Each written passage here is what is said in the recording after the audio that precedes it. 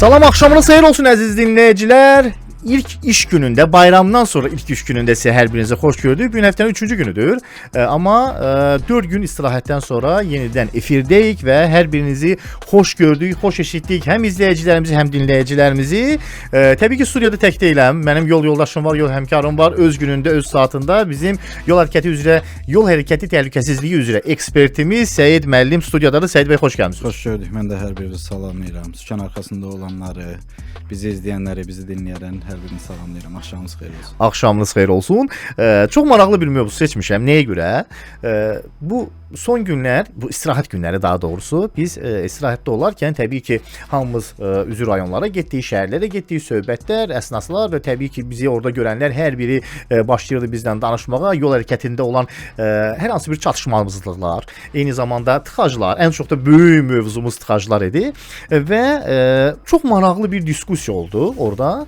Nədənsə əks cinslər başladılar bir-birlərini günahlandırmağa ki, tıxacı yaradan bəylərdir və ən çox bəylər də bildirdi ki, tıxacı yaradan xanımlardır. Yəni yolda mənasız, səbəbsiz yerə tıxacı yaradan xanımlardır. Həqiqətən mən belədir. Səid bəy, tıxacı kim yadardır? Cinsiyyət ayrımı eləsək, yəni xanımlar desək, bəylər bizdən inciyəcək, bəylər desək, xanımlar bizdən inciyəcək. Tıxacın ən böyük səbəbkarı, yəni yaranma səbəbkarı sürücülərdir. Sürücülərdir. Bəli, səbirlə, təmkinlə hərəkət eləmirlər, diqqətçil deyirlər. Bəli. O cür tip sürücülər tıxac yaradırlar. Amma nədənsə bu aralar bu məsələlərdə bir qədər incə məqamlar var ki, nədənsə biz kimisə həmişə günahkar bilməyə çalışırıq, kimisə günahlandırırıq. Bilmirəm nəyə görə. Yəni mənim özümə də maraqlıdır ki, tıxacdır, hər hansı bir şəxs gedir və sükan arxasında həmən şəxsi görürlərsə, fərqi yoxdur, xanım və yaxud bəy olsun. Bu zaman bir mənalı fikir var. Dedi, bu, yəni xanımın dediyi çox olub. Elə şeylə çox rastlaşmışam. Sükan arxasında yanımda xanım əyləşib və yaxud xanım sükan arxasında mən əyləşmişəm. Söhbət edirik. Bu zaman görürsən də, yəni fakt gördünüz müəllim? Gördünüz tıxacı yaradan kimlərdir? Deyənlər də var, az deyirlər. Eyni zamanda bunun 80% üstünlüyü də bəylər təşkil edir ki, hansı yolda asta gedən, təmkinlə hərəkət edən və yaxud da ki, sözün mənim də oldu da indi bir hərəkət eləyir, hər hansı bir hərəkət eləyir, sükan arxasında xanımı gördük, qardaş, bunlar maşın sürə bilmirlər. Və fikir olaraq da bunu bildirirlər. Həqiqətənmi elədir? Bu mənə maraqlı gələn odur. Yox, ümumiyyətlə belə deyim də, nəinki xanım sürücülər, əksər bu dəqiqə hal-hazırda mən öz şəxsi fikrimi deyim. Yəni məlum məsələdir ki, mən xanımlarla, bəylərlə nəzəri dərslərdə iştirak edirəm, təlim dərslərində iştirak edirəm. Təbii. Burada bizdə deyərdim ki, yol hərəkət qaydalarına riayət edən əksər hallarda xanımlardır. İndiki hal-hazırki vəziyyətdə əksər hallarda xanımlardır. Sadəcə bəylərin belə deyək də, yolda hərəkət zamanı tıxaca səbəb olmaları onların manevr qaydalarını düzgün icra etməmələri, səbirsiz olmalarıdır. Amma xanımlarda belə səbirsizlik yoxdur. Xanımlar rahat öz zolağını tutur, yəni təmkinlə maksimal sürət həddi. İndi düzdür, bütün sürücülərə də şamil eləməyim bunu, bütün xanımlar və ya bütün bəylərə də şamil eləməyim. Təbii ki, xanımlarda da, bəylərdə də qayda pozan sürücülərimiz var. Kifayət qədər vali var. Deyərdim ki, bu dəqiqə hal-hazırda qayda pozmayan yoxdur. Sadəcə indi biri var bilərəkdən qayda pozasan, biri var bilməyərəkdən hər hansısa bir manevri. Yəni indi fikrin olar və fikirli olarsan və s. qayda pozuntusu eləyərsən. Burada bizdə əsas məqsəd tıxacı kimlərin yaratdığını günahlandırmaq yox. Bizim əsas məqsədimiz tıxacı müəyyən hissədə danışıb, nə isə qaydanı izah verib aradan qaldırmaqdır.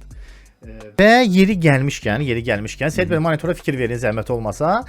Xatırlayırsınız, biz keçən səfər bu yolun sizinlə bir qədər müzakirəsini apardıq bir yerdə.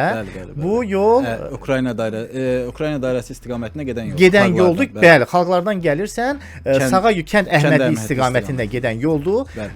Səid müəllim bildirmişdi ki, yolun sağında olan işıqfor yeri mütləq şəkildə dəyişilməlidir. Çünki yerdə çəkilən zolağın nişanına uyğun deyil. Bəli.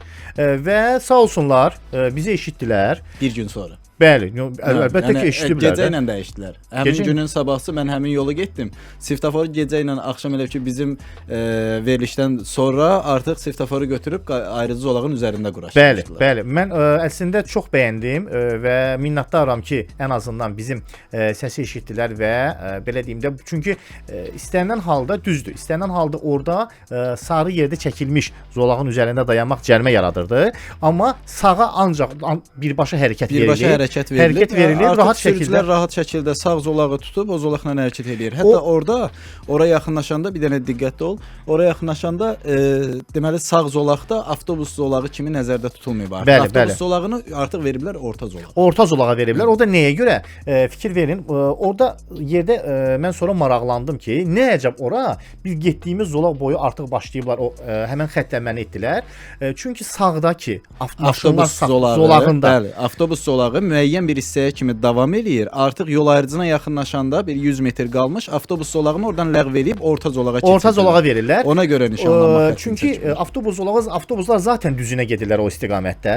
Avtomobillər sağ ilə hərəkət edirlər. Evet. Birinci əsas sol zolağı isə o zaten yuxarı qalxmaqdan ötürüdür və çox düzgün addım oldu, təqdirə layiq addım oldu. Mən də minnətdaram ki, ən azından bizim səsimizi eşitdilər.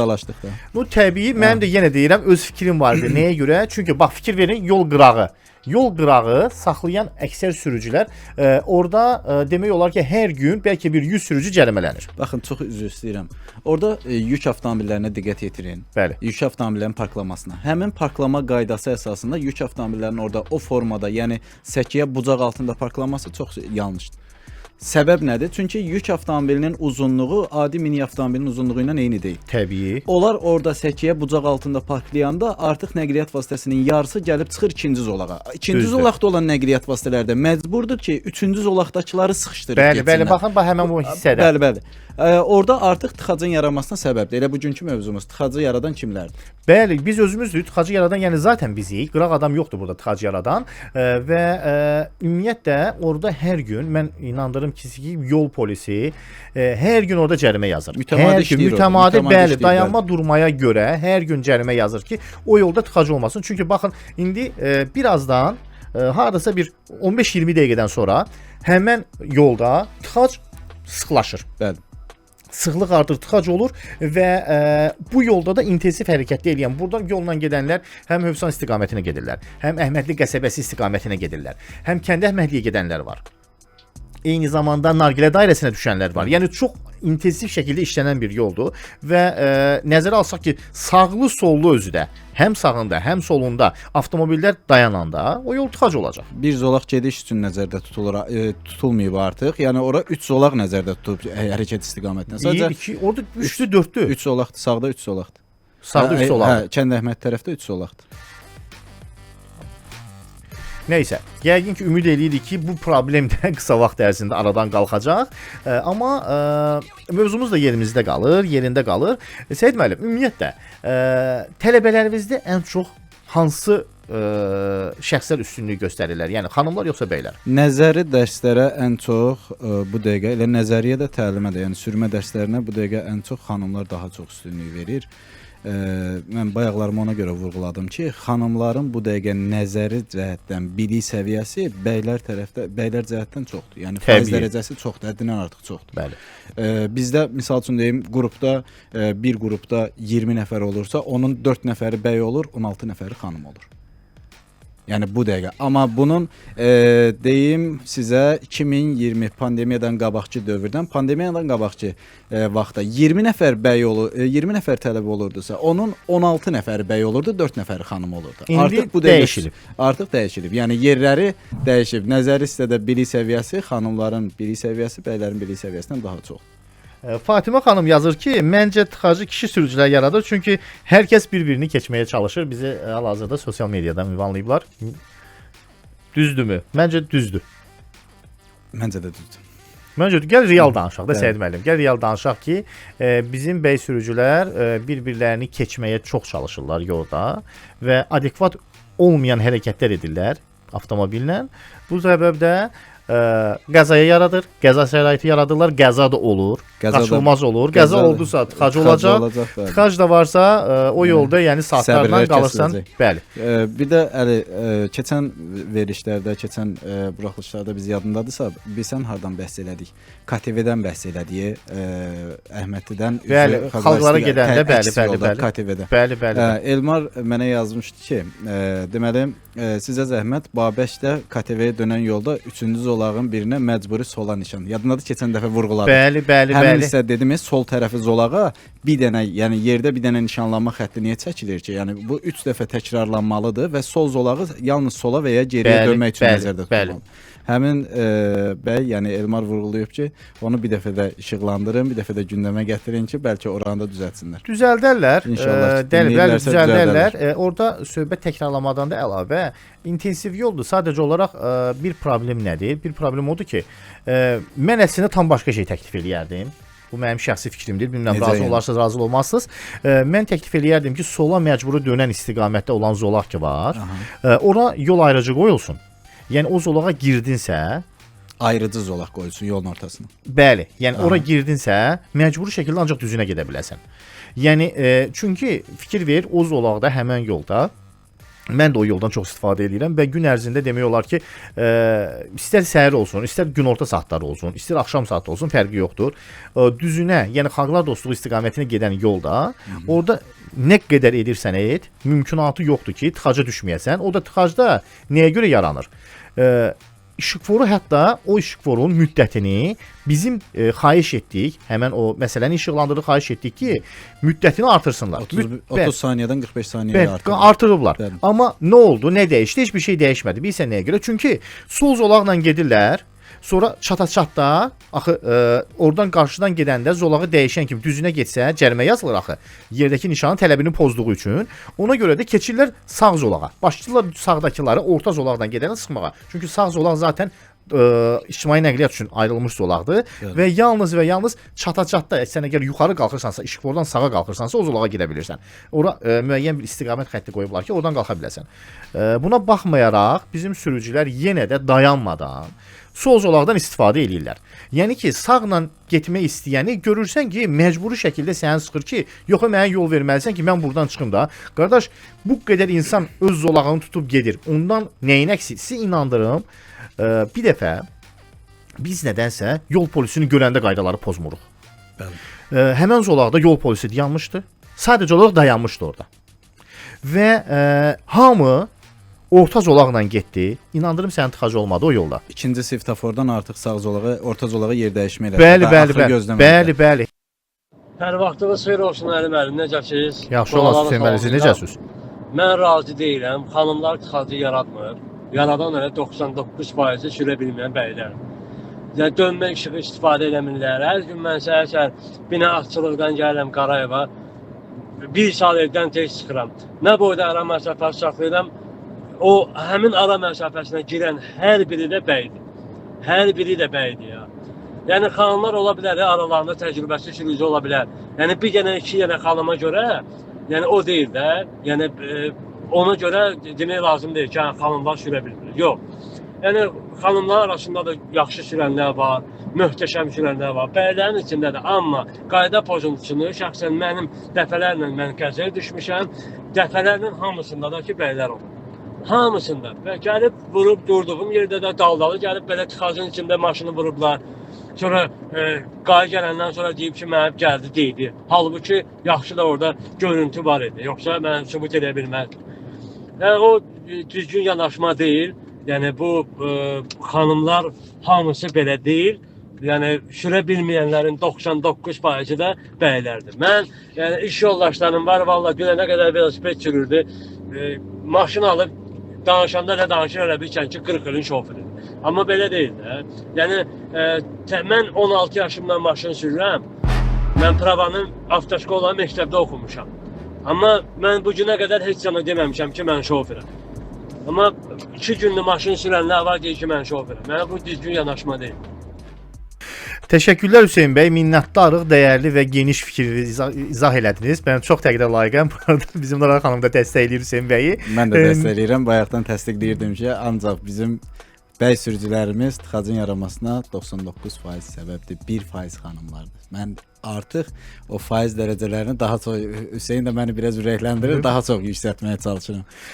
Düz deyirsən, çünki xanımlar nəzəriyyəni çox gözəl bilirlər və bundan da əlavə daha diqqətli sürürlər. Nəyə görə?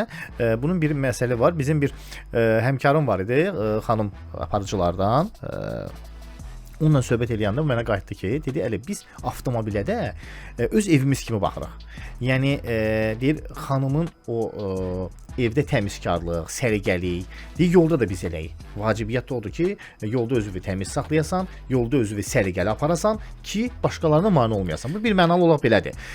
Bəzən görürəm ki, xanım sürücüdür, orta zolaqdan gedir. Yəni ki, bizdə bir düşüncə var ki, bəy sürücülərinin əksəriyyətinin, mən buradan deyirəm, bir mənalı, yəni fikrimin arxasında da deyirəm, 90-lıq zolaqda mütləq şəkildə sən 99 ilə getməlisən. 95 ilə getməlisən. Niyə? Nəyə görə? Həmən xanım bir də 90 ilə getmir, 80 ilə sürür. Və halbuki onun ötməyə 2 zolağı var. Nədir ki, gəlib o zolağa çatıb, qardaş, dönmə işığı yandır. Zolağı dəyiş, ötmə tərəfinə çıx get.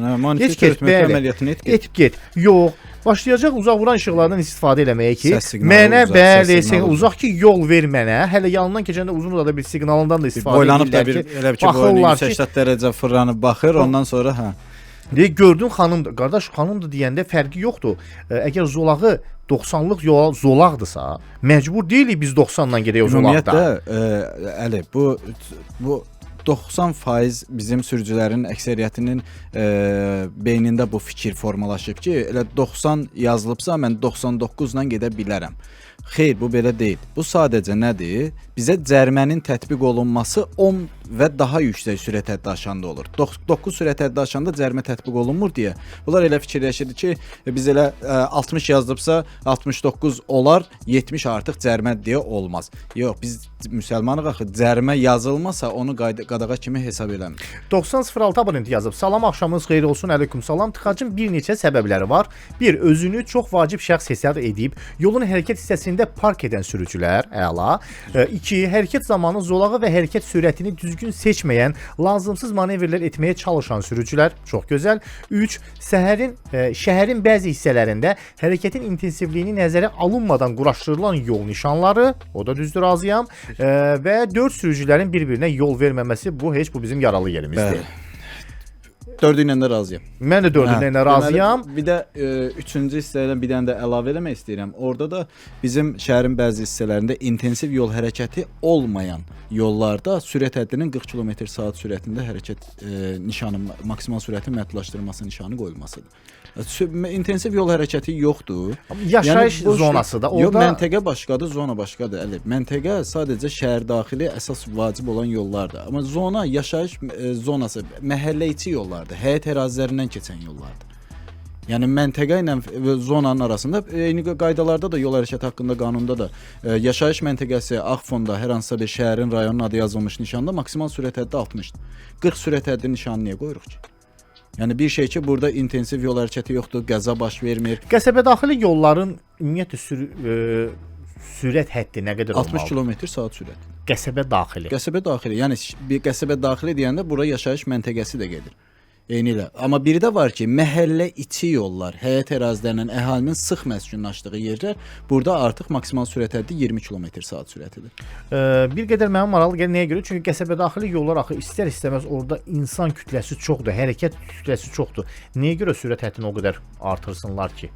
60 km/saat sürəti, yəni normal sürətdir. Yəni bu çox da maksimal sürət həddi deyil. Yəni yüksək limitli həmən sürət yol həddi üçün, deyil. həmən yollar üçün. Baxır yola da, mən də deyirəm. İntensiv yol hərəkəti yoldan yola fərqlənir, qəsəbədən qəsəbəyə fərqlənir. Əgər ki bir yolda 60 sürət həddi qoyuruqsa, burada qəzanın baş vermə hissələrini nəzərə almalıyıq. Yol ayrıclarını nəzərə almalıyıq. Piyadaların yola daxil olması, piyada keçidlərini nəzərə almalı, ondan sonra sürət həddini aşağı salmalıyıq. Amma piyada keçidləri yoxdursa, mən sürət həddini niyə 60-dan 40 sürət həddinə hərəkət edeyim? Piyada keçidləri yoxdursa, ümumiyyətlə. Yol ayrıcı, qəza baş verəcək hissələr yoxdursa, yəni burada birləşmələr, kəsişmələr yoxdursa, sürət həddi qoyulub 40. Hələ elə yerlər var, indi rastımıza gəlir 30 sürət həddi. Yaşayış zonası deyil, burada niyə 30 qoyuruq? Orada yolda insanlar keçir, bəlkə də ona görə mən elə fikirləşirəm. Piyada keçidi qoy. Piyada keçidi qoy. nizamla və ya nizamlanmayan piyada keçidi qoy. Piyada da artıq dərk eləsin ki, mən burdan yox, piyada keçidindən keçməliyəm yol hərəkəti. Bizim ən o yaralı hissələrimizdən biri. Düz sürücüləri nə qədər də qınasaq belə, amma piyadalarımızda da əksər səhvlər var. Əzizim, piyadalar onsuz da piyada keçidi qoyulsa belə, piyada keçidi qoyuldu, qoyulmadı, hardan gəldi keçir. Hətta keçir və əli ilə göstərir ki, orada piyada keçidi vardı. Qardaş, orada var idi, orada keçdi. Burada niyə keçirsən ki? Bu Dərnəgül yolu bayaqların bildirdiyi Dərnəgül yolu ilə bağlı müzakirə aparmağımız. Yəni orada Dərnəgül yolunda tıxacın yaranma səbəbi biz bilirik də 6 zolaqlı yoldur. Yəni gediş istiqamətində. Orada keçən səfər də vurğulamışdıq. Yəni körpüyə sadəcə kənardan daxil olan biraz dırnaqarası deyək, ağıllı bəzi sürücülərimiz var ki, sağ ikinci, birinci zolaqla gedirlər. Sol tərəf artıq müəyyən hissədə intensivlik yaranıb, yavaş yeriyən tıxac yaranıb. Onlar gedirlər düz körpünün kəsişmə hissəsinə, yəni körpüyə qalxan hissədə artıq gəlib 3-cü, 4-cü, 5-ci zolaqları, bu zolaqları tuturlar. Orada da həm qəza şəraitinin yaranmasına səbəbdir. Bunu bayaq yol patrul əməkdaşımız Sənan bildirmişdi mənə ki, o hissəni vurğulayın. Sürücülərimiz o hissədə həm diqqətli olsunlar, həm də müəyyən hissədə qayda pozuntuları etməsinlər. Öz zolaqları ilə daxil olub hərəkətlərini davam etdirsinlər. Vüqar səs göndərib, gəl Vüqarın səsinə qulaq asaq. Salam, hər vaxtınız xeyirli olsun. Hər vaxtınız xeyir Vüqar bəy. Deməli, bu mövzu ilə bağlı belə deyək də, tıxaca səbəb olan amillər demək olar ki, çoxdur. Bunlardan ilk növbədə mən belə düşünürəm ki, biri mobil maşın idarə edərək, avtomobil idarə edərək mobil telefondan istifadə eləmək. Yəni bu %100 sürücünün fikirlərini yayındırır və bu güzgülərdən istifadə eləmir, baxmır, bunun fikri başqa yerə gedir, bu da maşının idarə etməyini başlayır yavaş sürməyə, bu da gətirir tıxaca da səbəb olur, bəzən görürsən ki, yol nəqliyyat hadisəsi də baş verir bu mobil telefonlarından. Ən birinci nöqtə nəzərdən götürsək, birinci mobil telefondur. Yəni bu fərq eləmir. Kişi sürücü ya qadın. Mən çox xahiş edərdim sürücülərimizdən ki, mobil telefondan biraz az istifadə edin. Çox sağ olun. Təşəkkürlər Vüqar bəy, minnətdarıq, çox sağ olun. Bəli, razıyam. Əslində mobil telefondan yəni istifadə etmə nəinki tıxac yaradır, birbaşa qəzaya da səbəb olur.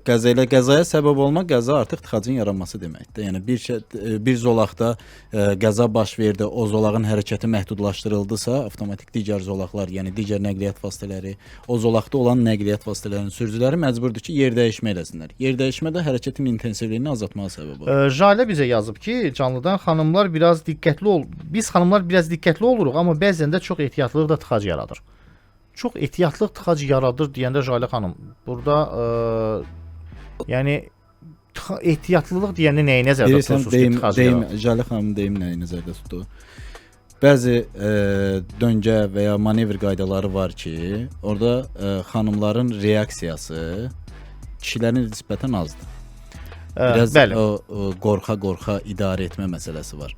O da bütün xanımlara şamil eləmirəm, düzdür. Yox, ümumiyyətlə %90 söhbət necə gedir? Xanımlar belə eləyirlər. Yəni bu əslində psixologiyada da belədir də. Xanımlar əvvəlcə analiz edirlər, götür-qoy edirlər, sonra addım atırlar. Bəy sürücülər kimidir, bəli, yerindəcə qərar veririk. Kişilərin beyni bir qədər daha belə deyim də, daha sərt işləyir. Yəni nə barədə? Yəni biz hadisə vaxtı tez qərar verməyi öyrəşmişik. Bu bizim artıq tipimizdədir. Bəy sürücülərdə.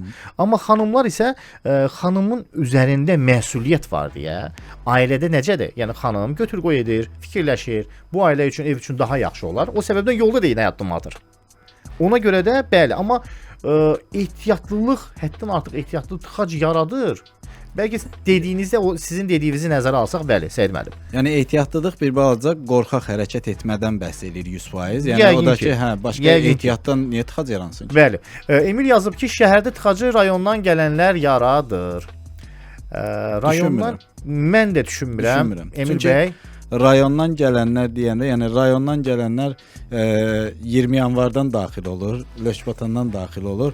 orada tıxac yoxdur daxil olma hissələrində əksər hallarda. Yəni o hissələrdə. Orada əksər hallarda tıxac hardan başlayır? Yəni Bakıya giriş hissələrindən yoxsa sonradan şəhərə sırf giriş hissələrindən?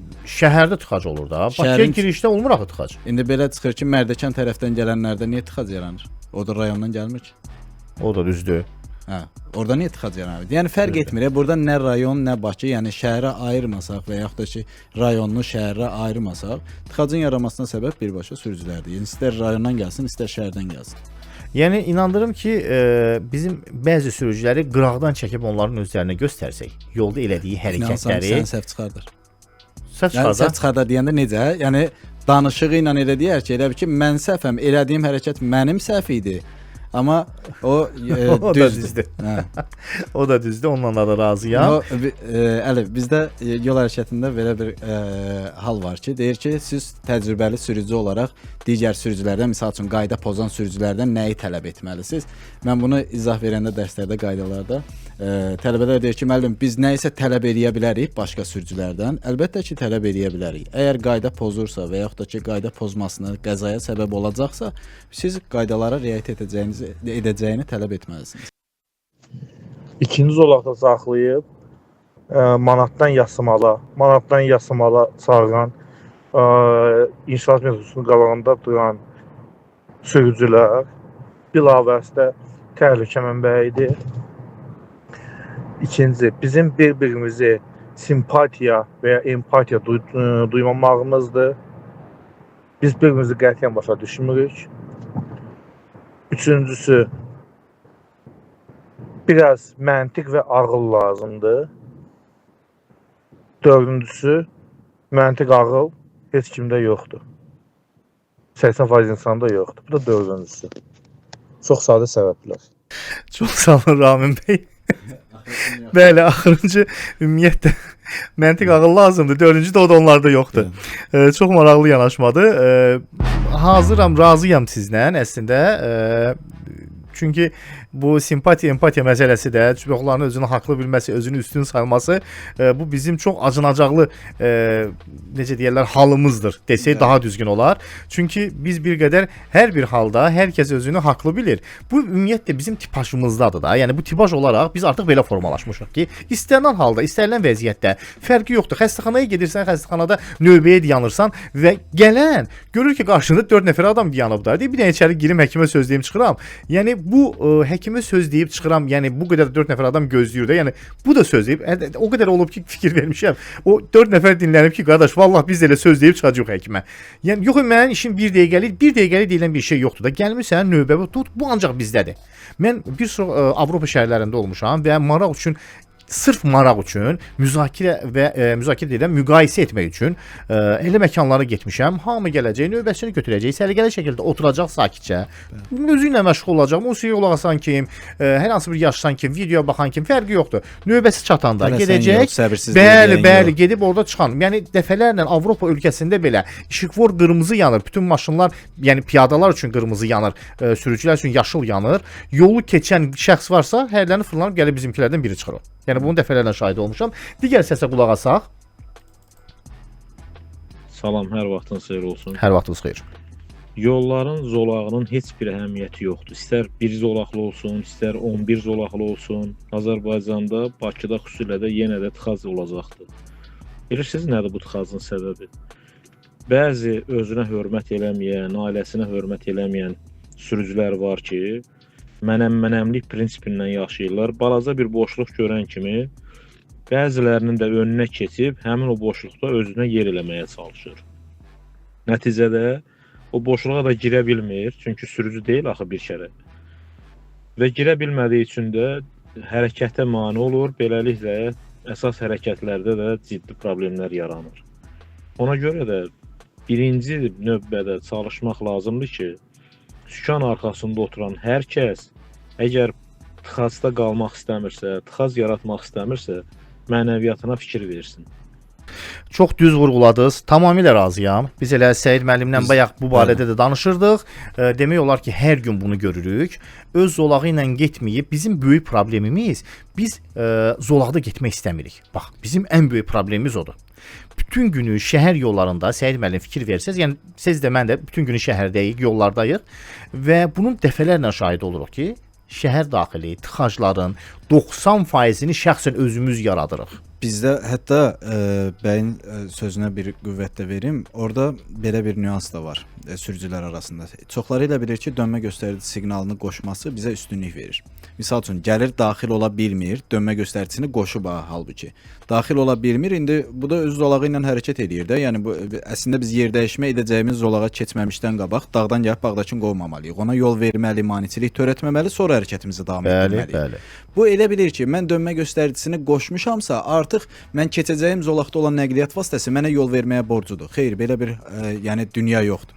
Mən əgər zolağımı dəyişəcəmsə, sənin zolağına keçmək istəyirəmsə, sənə niyə maneçilik Bu törədirəm? yazılmamış qanunda Səid müəllim. Hə, Bunların yazılmamış Yox, qanun qanunlardır deyil, ki, yazılmamış sadəcə hərəkətlərdir ki, bunların elədiyi hərəkətlər indi bəy vurğuladı, amma eybi yoxdur. 49 üzr istəyirəm 94 49 abonenti yazıb salam, hər vaxtınız xeyir. Dernəgül yolunda tıxacın səbəbi Masazırı və Xırdalana girən maşınlardır. Orada yol daralır və bir neçə zolaq dolur. Bunu keçən səfər də vurğulamışdım ki, Bəli. əgər bir yolda ki, 6 zolaqlı intensiv hərəkət olan yolda 6 zolaqlı yoldan 2 zolaqlı yola keçid olunursa, artıq burada tıxac qaçınılmaz olur. Biz heç olmasa 6 zolaqdan 4 zolağa keçid eləməli. 4 zolaqdan orta səviyyədə götürsək 2 zolağa keçid eləməli. Amma 6 zolaqlı yoldan 2 zolağa keçirsən, bu 2 zolaqda hərəkət edən bəs 4 zolaq onlarda hərəkət edənlər neynəsin? Onlar da məcburdur digərlərini sıxışdırsınlar. Bu da tıxacı yaranmasına səbəb. Bir mənalı bəli. Böyük problemlər, bəzi elə prospektlərimizdə də o halına rastlaşırıq. Çox təəssüflər olsun. Yəqin ki, adekvat olan hər hansı bir dəyişikliklər də yaxın zamanlarda olacaq. Ən çox tıxacı o yaradır ki, telefona baxa-baxa sükan arxasındadırlar. Niyaməddin yazıb bizə bunu. Tıxacda ən səbirli sürücü taksi sürücüləridir, çünki artıq öyrəşiblər. Bunu da Mən yəqin deyərdim ki, ki, ən riskli sürücülər taksi sürücülərdir. Çünki yersiz, yəni lazımsız manevrlər daha çox eləyirlər. tıxacı yaradanlar onlardır. Bəli.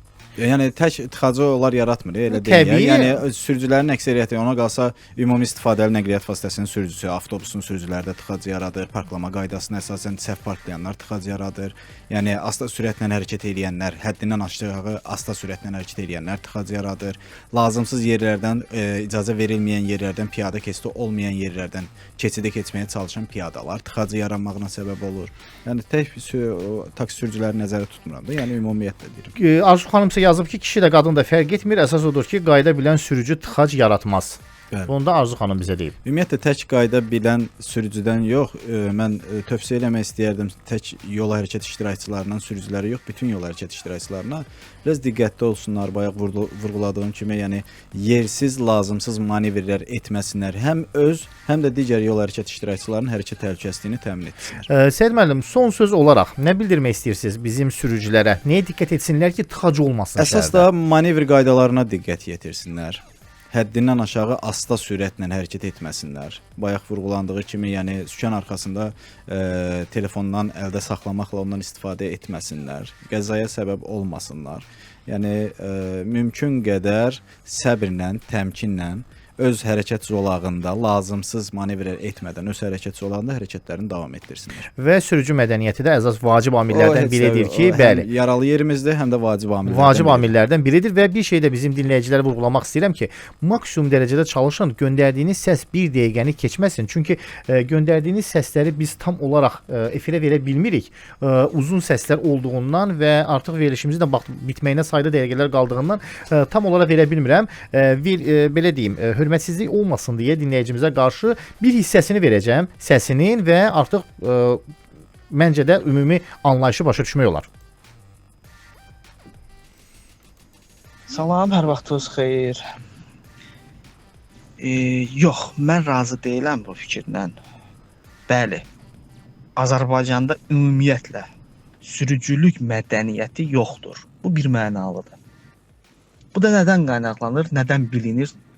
Heç kim öz zolağında hərəkət eləmir. heç kim öz zolağında hərəkət eləmir. Məsələn, Dərnəgül prospekti, Dərnəgül yolunu götürsək, Zebriyadov prospektini. Əvvəldən axıra kimi o prospekti gedən adam, əvvəldən axıra kimi neçə dəfə zolaq dəyişir. Böyük ehtimalla hər 3 zolağın, hər 4 zolağın hamısına keçir yol boyu. Niyə? Bu mənasız bir şeydir. Bu bir. Ancaq Bakı şəhərində, Bakı şəhərini təkcə bir yolla nəzərdə tutmaq olmaz. Bakı şəhərində tıxacların səbəbi 90% yoldan qaynaqlanır, infrastrukturdan. Elə yenə götürsək Dərnəgül yolunu bir misal üçün. Dərnəgül yolu gəlir 4 zolaq, 5 zolaq. Gəlir Qara-Qarayevə birləşən körpüdə. Neçə zolağa düşür? 2 zolağa. Bu avtomatik məlum olan məsələdir ki, o tıxac yığılacaq Dərnəgül boyu. Kilometrlərlə yığılacaq tıxac. Çünki hal-hazırda iş vaxtı bitəndən sonra bütün istiqamət şəhərdə, Bakı şəhərində 2 dənə yol var. 2-3 istiqaməti ana yol var. Hamısı o yolla hərəkət edir. Minnətdarıq əziz dinləyicimiz. Sizin də sözünüzə qüvvət olaraq bildirmək istəyirəm ki, səs bir qədər uzundur, ona görə hamısını verə bilmədim. Artıq verişimiz məhdudlaşır, sağollaşmalıyıq artıq. Razıyam sizinlə. Şəhər tək bir yoldan ibarət deyil. Bir sıra yollar var və bu səbəbdən də maksimum dərəcədə çalışmalıyıq ki, zolaq boyu belə hərəkət edərkən, manevr edərkən düzgün etmək lazımdır. Və artıq bilirsən ki, sən qarşıdan o 4 zolaqdan 2 zolağa keçirsənsə, istər-istəməz özünü o cür formalaşdırmalı. Bəli, zolağı tutmalısan ki, sabah problem olmasın. Yəni sabah deyəndə artıq qarşıda problem olmasın. Bunu da ki, çox təəssüflər olsun ki, bizim sürücülərimiz buna fikir vermirlər. Bir də Buyur. Üzr istəyirəm, sözü kəsirəm Əli. Bir də əsas vacib amil nədir?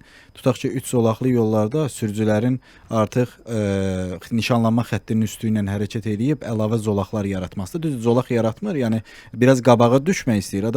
Bu da digər yol hərəkət iştirakçıları üçün artıq təhlükəsizdir. Bəli, razıyam sizlə. Belə dostlar, özünüzdən müğayət olun, çalışın, yol hərəkəti qaydalarını pozmayın ki, cərimələnməyəsiniz. Sabah eşidənədək.